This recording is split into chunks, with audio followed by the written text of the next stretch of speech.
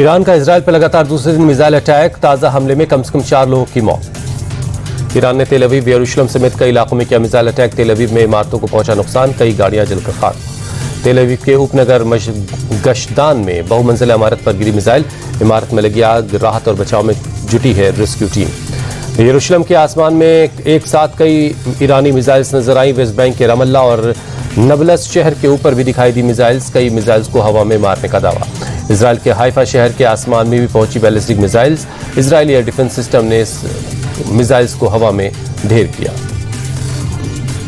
Israel ने भी किया ईरान पर बड़ा हमला। तेहरान में ईरान के रक्षा मंत्रालय के मुख्यालय को टारगेट किया। ईरान ने इजराइल पर सबसे बड़ा नेचुरल गैस रिफाइनरी फज्र पर ड्रोन अटैक करने का आरोप लगाया। जाम शहर में मौजूद फज्र रिफाइनरी में लगी आग का वीडियो शेयर किया।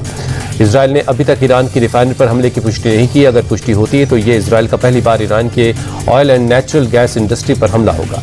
इजरायली पीएम बेंजामिन नेतन्याहू ने ईरान पर हमले की धमकी दी। कहा, अगले हमले की वो कल्पना भी नहीं कर सकते।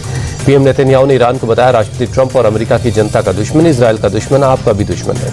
इजरायली सेना के प्रवक्ता ने जल्द ही ईरान पर हवाई हमले की चेतावनी दी। कहा, इस बार ईरान पर हमला तेहरान को फोकस में रखकर किया जाएगा। अमेरिकी राष्ट्रपति ट्रंप ने ईरान को दी चेतावनी। बोले, अमेरिका पर हमला हुआ तो ऐसा जवाब देंगे जो कभी सोचा नहीं होगा। AIMIM चीफ ओवैसी ने सरकार से ईरान में मौजूद 1595 भारतीय छात्रों और इराक में फंसे 183 ज़ायरीन को निकालने की अपील की। रूसी राष्ट्रपति पुतिन और अमेरिका के राष्ट्रपति डोनाल्ड ट्रंप के बीच फोन पर बातचीत हुई। दोनों के बीच ईरान इजराइल के बीच बढ़ते तनाव और यूक्रेन युद्ध पर करीब 1 घंटे तक लंबी चर्चा हुई। पुतिन से बातचीत के बाद ट्रंप ने बताया, पुतिन को भी मेरी तरह लगता है कि इजराइल और ईरान के बीच जंग खत्म होनी चाहिए, जिस पर मैंने उनसे कहा यूक्रेन का युद्ध भी खत्म होना चाहिए। अमेरिका में सेना की 250वीं सालगिरह के मौके पर भव्य सैन्य परेड। वाशिंगटन DC में राष्ट्रपति ट्रंप को सैनिकों, टैंक और 21 तोपों की सलामी के साथ परेड शुरू हुई। जून के दूसरे कारोबारी हफ्ते में सोने के दाम में 1913 रुपए की बढ़त। देश के कई बड़े शहरों में 10 ग्राम सोने का दाम 99,058 रुपए हुआ। बीते हफ्ते में चांदी के भाव में 882 रुपए की तेजी। देश के कई बड़े शहरों में 1 किलो चांदी 1,07,000 रुपए के ऑल टाइम हाई पर पहुंची।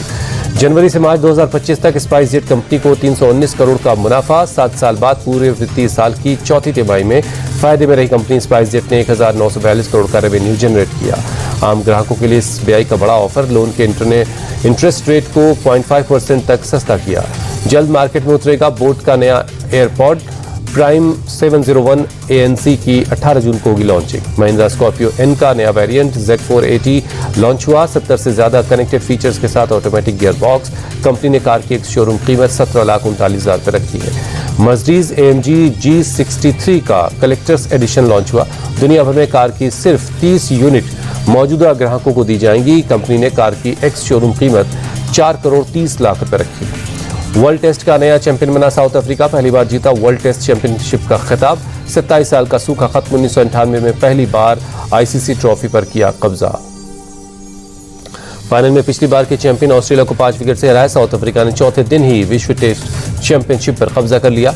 ऑस्ट्रेलिया ने साउथ अफ्रीका को दिया था 282 रनों का लक्ष्य। पहली पारी में 74 रन से पिछड़ने के बाद साउथ अफ्रीका ने किया पलटवार। चौथे दिन 5 विकेट पर 282 रन बनाकर मैच जीत लिया।